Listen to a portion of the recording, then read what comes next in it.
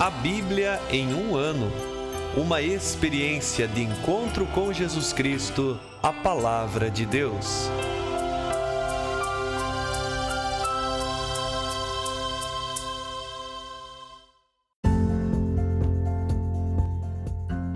Olá, eu sou Yuri, seminarista da Diocese de Ponta Grossa, Paraná. Você está ouvindo o podcast A Bíblia em um ano, onde ouvimos a voz de Deus e procuramos viver segundo a sua vontade por meio da Sagrada Escritura. Usando uma linha do tempo, vamos ler a Bíblia inteira, sem deixar nada de fora, em 365 dias, descobrindo como a história da salvação se desdobra e se atualiza em nossas próprias vidas e na vida da Igreja. Entrando em contato com toda a Sagrada Escritura, vamos aprofundar nossa experiência da fé que professamos, da fé que celebramos, da fé que rezamos e da fé que vivemos. Estamos usando a Bíblia Católica como a tradução oficial da CNBB, a Conferência Nacional dos Bispos do Brasil. Você pode baixar o plano de leitura completo para os 365 dias por meio de um link que você encontra na página do Instagram abiblia.emumano ou no facebook.com/seminariopg. Você também pode se inscrever nesse podcast por meio da plataforma que preferir para receber as notificações diárias dos novos episódios.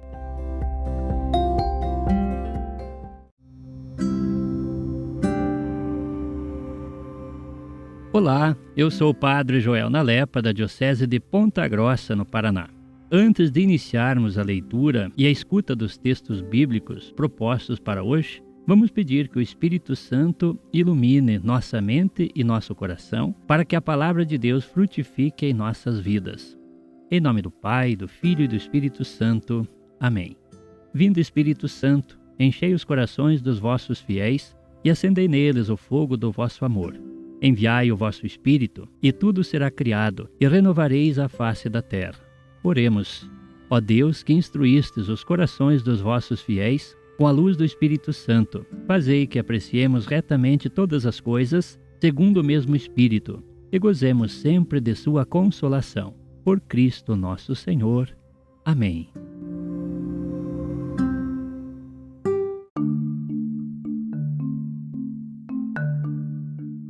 Hoje é o dia 19 do nosso podcast, A Bíblia em um ano. Leremos hoje do livro do Gênesis, os capítulos 22 e 23, onde, dentre outras coisas, veremos a importante passagem em que Deus pede a Abraão o sacrifício de seu filho Isaque. Também leremos do livro de Jó, os capítulos 11 e 12, onde veremos um primeiro discurso do amigo de Jó, Sofar, e também a resposta de Jó. E ainda leremos do livro dos Provérbios, no capítulo 2, os versículos 16 a 22. Gênesis capítulo 22. Depois desses acontecimentos, Deus pôs Abraão à prova. Disse-lhe: Abraão. Este respondeu: Eis-me aqui. Deus disse: Toma teu filho, teu unigênito, a quem tu amas, Isaque, e dirige-te à terra de Moriá, e oferece-o ali em holocausto, sobre um dos montes que eu te indicarei. Abraão levantou-se bem cedo, encilhou seu jumento, tomou consigo 2 de seus criados e Isaque, seu filho. Rachou lenha para o holocausto, levantou-se e foi ao lugar que Deus lhe havia indicado. No terceiro dia, Abraão levantou os olhos e, vendo de longe o lugar, disse aos criados: Esperai aqui como jumento, eu e o menino vamos lá mais adiante, e depois que tivermos adorado, voltaremos a vós.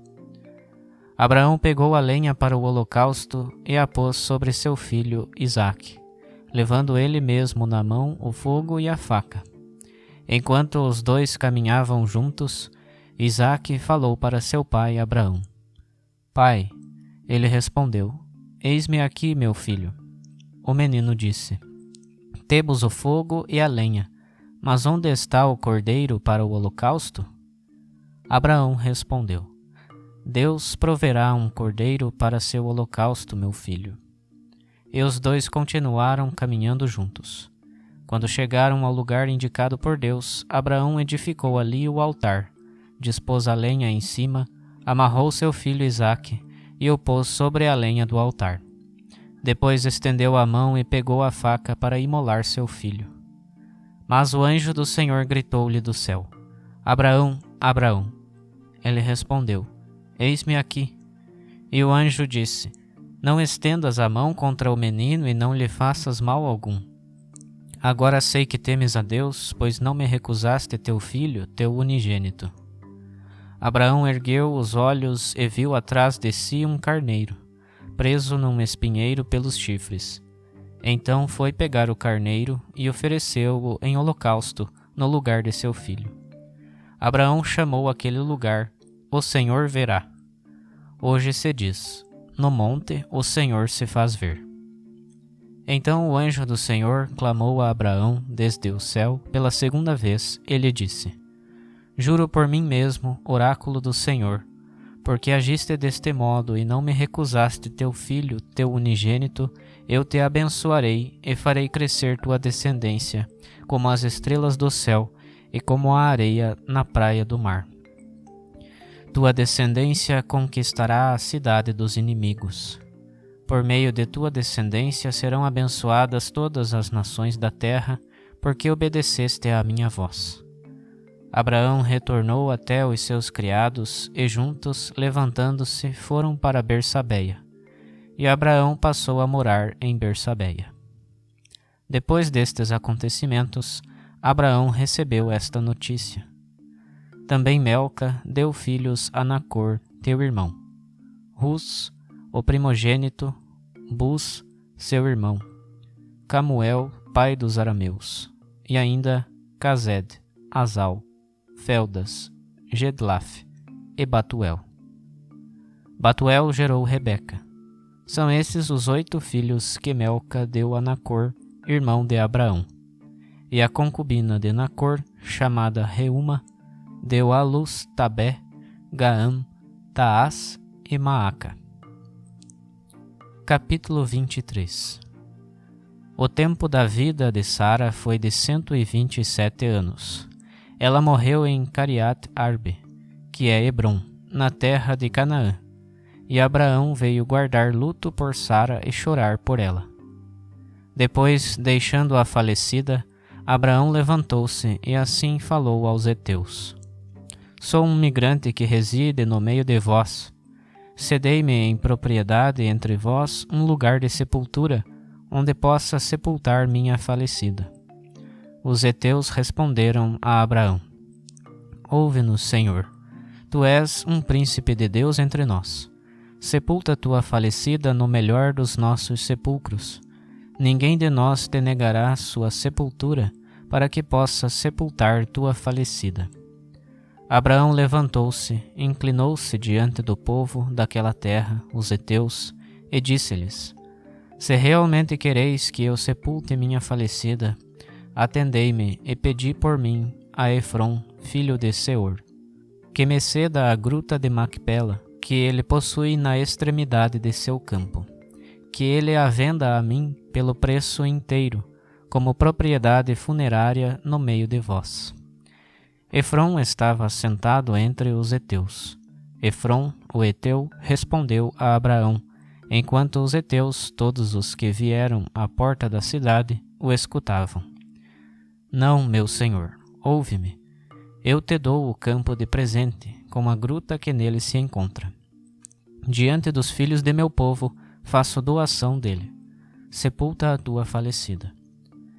Então Abraão inclinou-se diante do povo da terra e assim falou a Efrom, enquanto o povo da terra escutava: Por favor, ouve-me, eu te pagarei o preço do campo.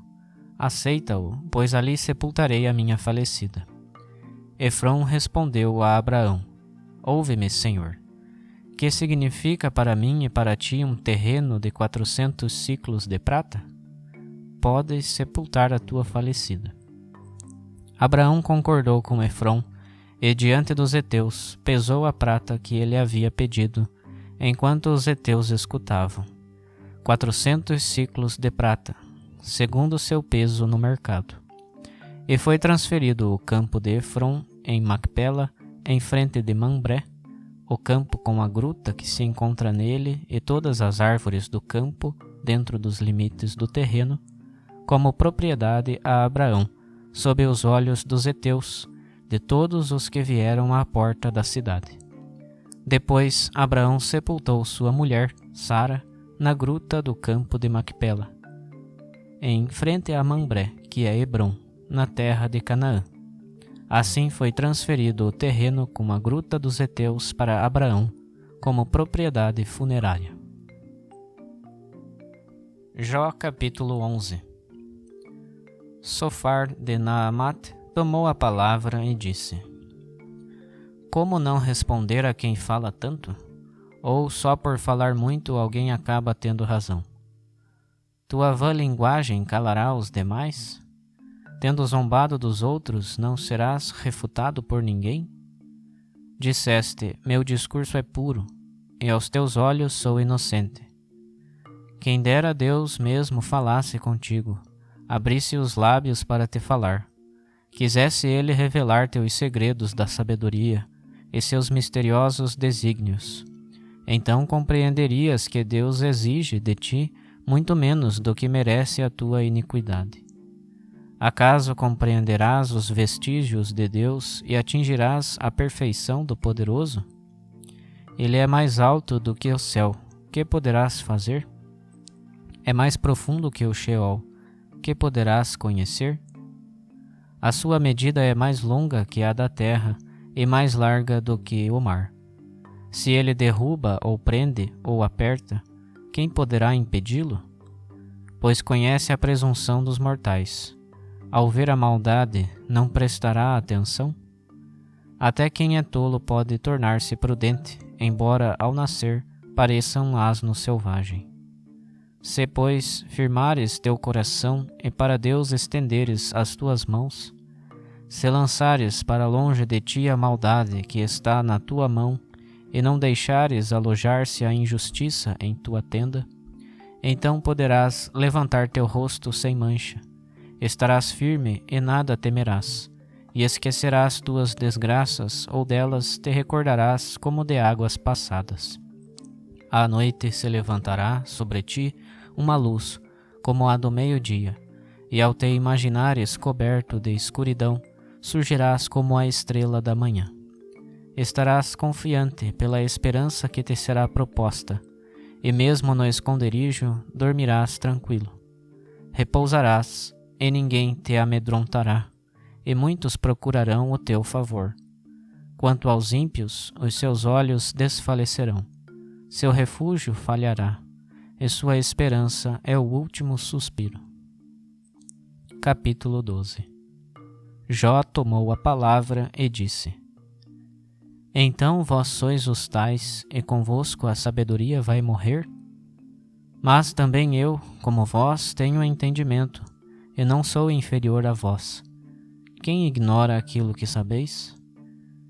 Quem é escarnecido como eu por seus amigos, invocará a Deus, e ele o ouvirá, pois é a integridade do justo que é escarnecida. A lâmpada, desprezada pelos que estão seguros, está a serviço dos que têm os passos vacilantes. Estão tranquilas as tendas dos ladrões, e seguras as dos que desafiam a Deus, dos que têm Deus na palma da mão. Pergunta, por exemplo, aos asnos e te ensinarão, às aves do céu e te informarão. Volta-te para a terra e ela te instruirá. Os peixes do mar te hão de esclarecer. Quem não ignora em todas estas coisas que foi a mão do Senhor que fez isso? Em sua mão está a alma de todo ser vivo, o espírito de toda a carne mortal. O ouvido não distingue as palavras, e o paladar não saboreia as iguarias? A sabedoria não se encontra nos cabelos brancos, e a prudência não está nos anciãos? Ora, é em Deus que está a sabedoria e a força. Ele tem o conselho e a inteligência. Se ele destrói, ninguém poderá reconstruir. Se ele aprisionar alguém, não haverá quem o solte. Se retiver as águas, virá a seca. Se as soltar, inundarão a terra. Nele está a força e a sabedoria. Ele conhece quem engana e quem é enganado. Manda embora os conselheiros sem nada e leva os juízes à demência. Desata o cinturão dos reis e amarra seus rins com uma corda. Manda embora os sacerdotes sem nada e abate os poderosos. Troca as palavras dos que falam com segurança e tira o conhecimento dos anciãos. Lança o desprezo sobre os nobres e desamarra o cinturão dos violentos. Descobre o que há de mais oculto nas trevas e traz à luz a sombra da morte. Engrandece as nações e as arruína. Se destruídas, restaura-as integralmente. Tira o entendimento aos chefes do povo e os engana, deixando-os vaguear num deserto sem estradas. E andarão tateando como nas trevas e não na luz, pois ele os faz vaguear como bêbados. Provérbios capítulo 2, versículos 16 ao 22. Hás de livrar-te da mulher estranha, da estrangeira que fala com suavidade, mas abandonou o companheiro da sua juventude e esqueceu-se da aliança do seu Deus. A sua casa pende para a morte e para o reino das sombras os seus caminhos. Todos os que a frequentam não retornam, não encontram os caminhos da vida. Andarás, pois, pela estrada dos bons e seguirás as pegadas dos justos, porque os retos habitarão a terra e os íntegros nela permanecerão. Os ímpios, porém, da terra serão varridos, e os que agem iniquamente dela serão arrancados.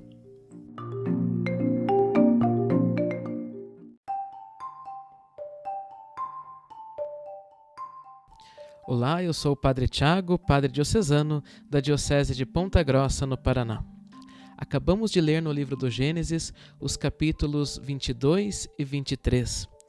E eu gostaria de meditar o capítulo 22. Nesse capítulo nós vamos ler e ver com detalhes que aquilo que aconteceu a Isaac, filho de Abraão, foi exatamente o que aconteceu com nosso Senhor Jesus Cristo. Assim, neste capítulo, ainda lá no início da Bíblia, neste livro do Gênesis, nós já podemos contemplar como o Messias, Jesus Cristo, irá dar a sua vida pela salvação do mundo. Já no versículo 2, sempre neste capítulo 22, nós vamos ver Deus falando com Abraão: toma teu filho único, Isaque, a quem tanto amas. E aqui já podemos fazer uma bonita comparação entre Isaque, o filho de Abraão, e Jesus Cristo, filho de Deus. Isaque é o filho único de Abraão, a quem Abraão tanto amas. E são palavras parecidas que vamos ouvir de Deus nos evangelhos no momento do batismo e da transfiguração de nosso Senhor Jesus Cristo. Tu és o meu filho muito amado. Depois, continuando esta nossa reflexão, no versículo 6, lemos que Abraão tomou a lenha para o holocausto e a pôs às costas do seu filho Isaque. E é exatamente isso que contemplamos na Via Dolorosa. Também nos ombros de Jesus foi colocado o lenho da cruz, e ele levou este lenho até o Calvário, onde nessa cruz ele deu a sua vida pela salvação do mundo. Mas a partir do momento em que Abraão e Isaque chegam ao lugar indicado por Deus, a partir do momento em que Abraão prepara o altar para o holocausto, para o sacrifício, e logo em seguida vemos a voz de Deus por meio do anjo pedindo que Abraão não fizesse aquilo. E ainda diz: agora eu sei, Abraão, que tu temes a Deus, pois não me recusaste teu único filho. E a partir desse momento as histórias caminham por caminhos diferentes. Isaque, o filho amado de Abraão, foi salvo, mas tantos anos depois, no Calvário, o Filho amado de Deus, nosso Senhor Jesus Cristo, enfrentou o sacrifício até o fim, até a morte. Outro sinal muito significativo é que, logo depois que Abraão já não precisou sacrificar o seu filho Isaque, eles veem um carneiro que está preso pelos chifres no meio de um espinheiro. E agora, neste carneiro, nós vemos prefigurado o Cordeiro de Deus que tira o pecado do mundo e que também foi morto, tendo um espinheiro na sua cabeça.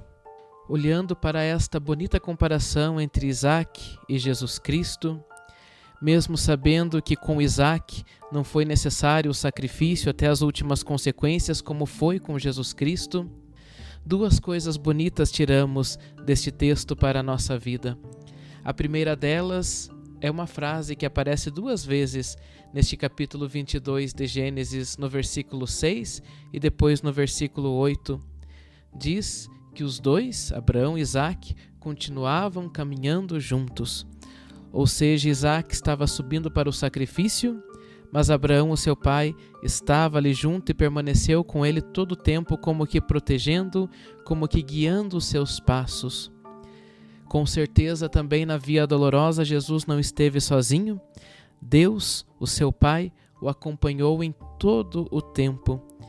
E também olhamos para a nossa vida e só nós sabemos quantos são os sacrifícios que precisamos enfrentar. Muitas vezes Deus vai nos pedir alguns sacrifícios também, como Jesus Cristo, até as últimas consequências, mas nós sabemos que na via dolorosa da nossa vida, quando também nós estivermos carregando a nossa cruz nos momentos mais difíceis, nós não andamos sozinhos. Sabemos que temos um Pai amoroso, misericordioso, que acompanha os nossos passos e continua sempre caminhando ao nosso lado. E uma segunda coisa bonita que podemos ver nesta leitura é lá no versículo 18, quando Deus, por meio do anjo, diz a Abraão que por tua descendência serão abençoadas todas as nações da terra, porque me obedeceste. Também nós, mesmo nos sacrifícios da nossa vida, somos hoje convidados a obedecermos a Deus, ou seja, sermos capazes de ouvir a voz de Deus e colocá-la sempre em prática, obedecer aquilo que Deus quer de nós.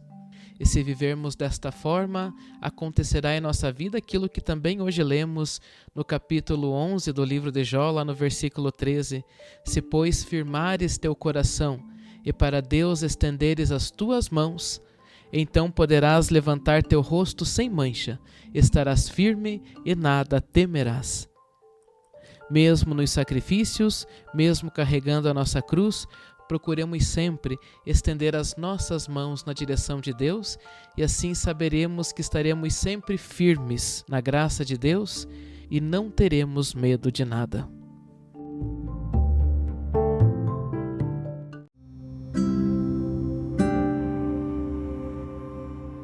Querido irmão, querida irmã, após a leitura e a meditação da Palavra de Deus contida na Sagrada Escritura, peçamos que o Espírito Santo inspire as nossas ações a partir do mistério de Jesus Cristo, o Verbo encarnado. Oremos. Ó Deus, concedei ao vosso povo alimentar-se cada vez mais da vossa Palavra e nela encontrar a fonte da vida. Por nosso Senhor Jesus Cristo, vosso Filho, na unidade do Espírito Santo. Amém. Quem vos fala é o Dom Sérgio Arthur, bispo da Diocese de Ponta Grossa, no Paraná.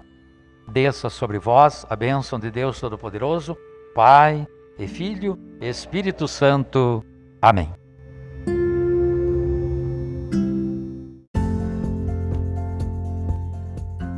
Você acaba de ouvir mais um episódio do podcast A Bíblia em um Ano. Continue nesse bom propósito de ouvir, ler e praticar a Palavra de Deus. Rezemos por todos que estão fazendo este caminho de leitura da Bíblia. Procure também participar da sua comunidade. A permissão para uso do plano de leitura The Bible in a Year com o Padre Mike Schmitz e Jeff Kevins foi concedida por Ascension. A versão original pode ser baixada em ascensionpress.com. Todos os direitos desse plano estão reservados à Ascension. Os demais conteúdos do podcast não são criados, revisados ou apoiados por Ascension. Até amanhã!